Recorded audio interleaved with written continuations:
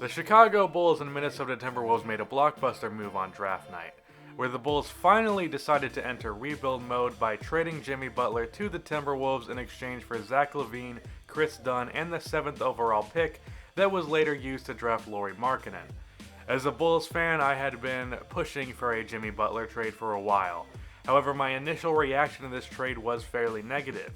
I thought that it was a better trade than most fans did, but I really had my mind set on trading Jimmy Butler to the Celtics for the first pick and Jaylen Brown. At the time, I naively associated Chris Dunn with the overused bust label. Zach LaVine was coming off of an ACL tear, and I was all too used to that.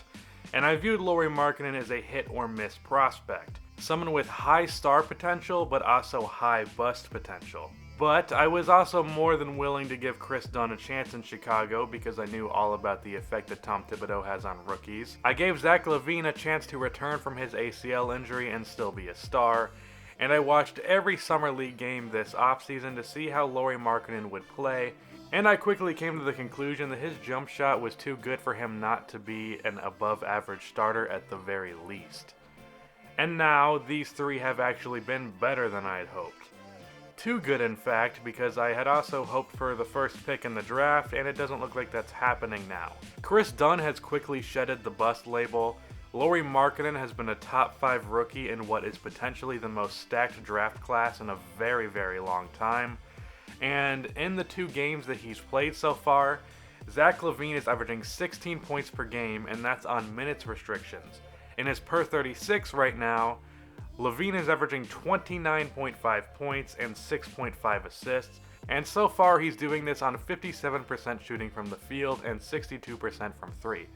Now this is a 2-game sample size, but from the eye test alone, LaVine has played like a borderline superstar in the minutes that he's played, and he's made everyone else on the court a lot better. Before the 2 games that LaVine played, the Bulls were scoring 103 points per game. In the last 2 games, the Bulls have scored 112 points per game. Again, a small sample size, but it's enough to see that LaVine hasn't skipped a beat. That's the situation in Chicago. All 3 players in the Butler trade look like stars or future stars. Now in Minnesota, up until recently, it's been a little disappointing. They've been on a good streak lately, but Karl-Anthony Towns overall has been bad on the defensive end, just like he was last year. And he hasn't really had the killer takeover instinct that you would want out of your best player.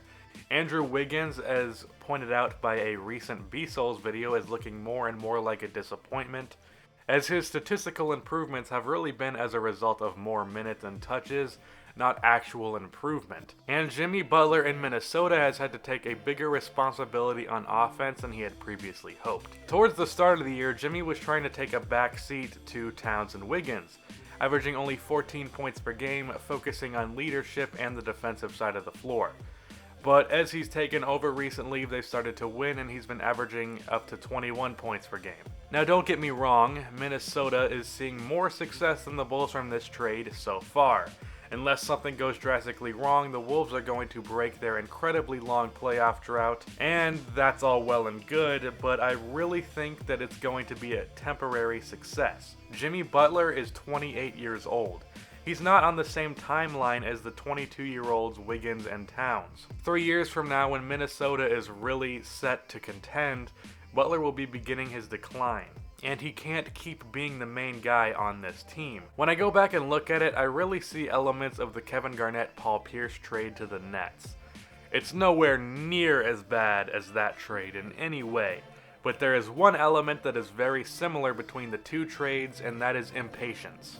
The Minnesota Timberwolves, and specifically Tom Thibodeau, took this trade because they were impatient. Last year, the Timberwolves were expected to get the 8th seed playoff spot.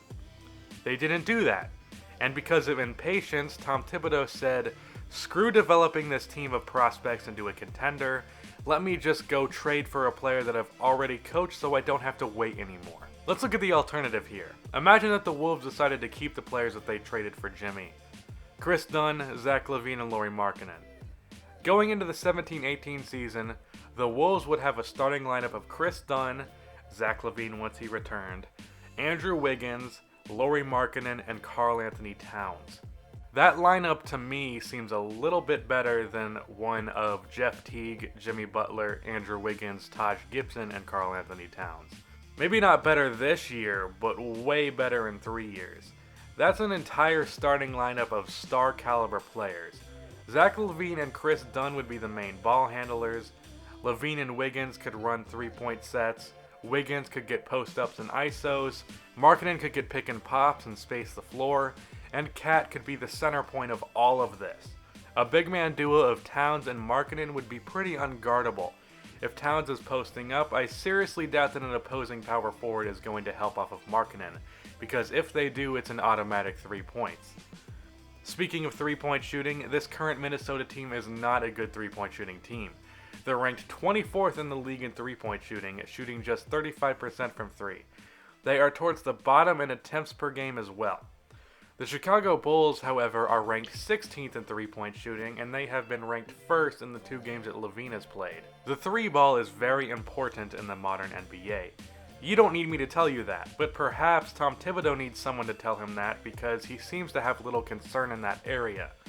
If the Wolves had decided to hold on to these 3, they would be way more set for contention in the future. The Minnesota Timberwolves are the 3rd seed in the West right now.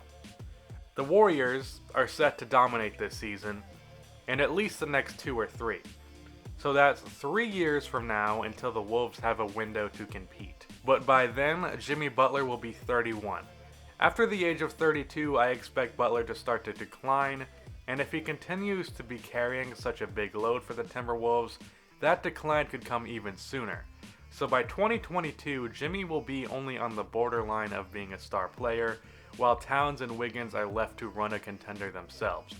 And unless Karl Anthony Towns improves his defense, I don't think he will be a top 5 to 8 player. Maybe around 10 or 11, and that's really not enough to win a championship. And like B-Souls pointed out in his video, Andrew Wiggins hasn't really improved much with his game at all in the NBA. As his career has progressed, he's gotten more shot attempts while his field goal percentage has dropped. Wiggins is actually averaging the least amount of points out of the big 3, while averaging more shot attempts than both Butler and Towns. Wiggins is getting the most shots on his team, and yet he's 3rd in points per game. There is actually a very legitimate argument to be made that Zach LaVine is actually better than Andrew Wiggins. Just discounting LaVine's per 36 this season because it's too small of a sample size, comparing LaVine last year to Wiggins this year, LaVine is averaging less field goal attempts per game, but is averaging 1.2 more points per game, 1.3 more assists. He's shooting 2.5% better from the field and 6.6% better from 3, both getting almost the same minutes. And that was with the limits within the Wolves system for LaVine last year. Wiggins, for all intensive purposes, has had the green light in Minnesota, and has for most of his career. Post-ups, isolations, plays where Wiggins is the main ball handler. Meanwhile, LaVine was coming off of 3-point sets and basically just ran the floor. That was about it. The offense revolved around Towns and Wiggins in Minnesota, and LaVine just played off of that. Now in Chicago, the offense will run through LaVine. In the 2 games that he's played so far, he's had the ball in his hands a good amount, and he's played off the ball a good amount. Both have resulted in scoring opportunities for himself and his teammates. And I expect LaVine to average around 23 points a game this season. Also consider this. I think Minnesota traded the wrong young wing when they made this trade. Zach LaVine instead of Wiggins would fit way better with Towns and Jimmy Butler right now because of his 3-point shooting ability and his off-ball ability. Meanwhile, Wiggins plays in the same space as Jimmy Butler, a lot of isolations, a lot of pull-ups, a lot of mid-range, but LaVine would play off of Towns and Butler perfectly. So in conclusion, the Timberwolves could have been more patient and grown the team organically, let the offense run through Towns and Wiggins and put shooters like LaVine and Markkanen around them, but they instead went for a win-now move, which is resulting in a good playoff seed this year, and I could see the Wolves making the second round of the playoffs this year, but I don't see them going any further than that for a while. If they would have waited, they could have a truly special team. Now, they're just going to be another team that the Warriors smack in the playoffs every year. And meanwhile in Chicago, while the T-Wolves missed out on something truly special, as a result, something pretty great is brewing for the Bulls. That's the end of this video. Please be sure to like and subscribe for more NBA content like this, and cue the outro music.